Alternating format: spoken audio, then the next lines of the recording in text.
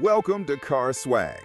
All right, pull up a seat because today we're talking about the car that Nissan built to be a sensible commuter, and then the entire car culture collectively decided to say, nah, we're making this a drift missile. We're diving deep into the legend, the myth, the absolute icon, the 1989 Nissan 240SX. This thing didn't just break the mold, it became the mold for a whole generation of gearheads. Nissan wanted a comfy, affordable coupe, something reliable, front-engine, rear-wheel drive, a car that would get you to work, pick up groceries, maybe impress a date who didn't know much about cars. They built a chassis so balanced, so perfectly poised, it was like they accidentally engineered a race car. The engineers probably went home thinking, mission accomplished, boring daily driver achieved. Little did they know, they just handed the keys to a revolution. The original 240SX, the S13 chassis, rolled off the line looking pretty unassuming. Pop-up headlights, clean lines, a slightly rounded silhouette.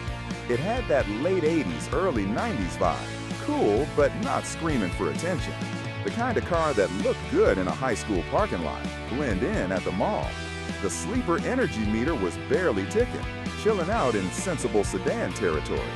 Nobody was looking at this thing and thinking, future drift king. But here's the thing, beneath that unassuming exterior lay a secret weapon, a perfect 50-50 weight distribution, a lightweight body, and a chassis that was just begging to be pushed. It was like that quiet kid in class who secretly had a black belt in every martial art.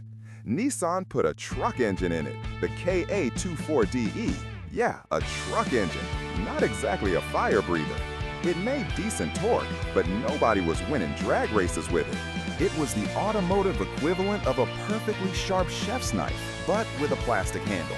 It needed an upgrade. And oh, did the car world deliver that upgrade. This wasn't just a car, it was a blank canvas, a highly reactive petri dish. Just add tuner and watch the magic happen. The 240SX became the ultimate dad car versus bad car conundrum. It looked like something your responsible uncle might drive, but it quickly became the definitive bad car of the early 2000s tuner scene. Everyone you saw was likely sideways, smoking tires, or wearing an engine that definitely didn't come from the factory.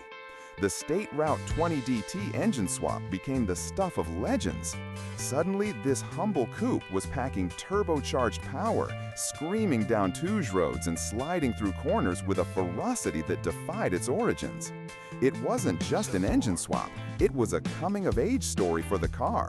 It was like giving a perfectly capable athlete the right diet and training. Boom, instant superstar. And it wasn't just about power. The aftermarket exploded for these things. Coilovers, big brakes, wider wheels, aero kits. You could build this car into anything you wanted. This car didn't just participate in the drift scene, it practically invented the mainstream drift scene in America. Before the 240SX, drifting was a niche, underground thing. But its affordability, its incredible chassis, and its bulletproof aftermarket support made it accessible. Kids with a wrench and a dream could buy one, swap an engine, and learn to go sideways. It democratized a motorsport. It became the default choice for anyone looking to get sideways without breaking the bank. The sleeper energy meter was now pinned to full send, sideways, forever. Then came the Silvia front conversion. Because why have pop-ups when you can have fixed headlights from its Japanese cousin, the Silvia S13? It was the ultimate flex, a visual shorthand that said, yeah, I know about JDM culture and I've got the connections to prove it. It wasn't just a modification, it was a statement, a nod to the car's true spiritual home and its more aggressive, higher performance brethren. It added to the mystique, the feeling that these cars were always hiding something special. Would you daily it?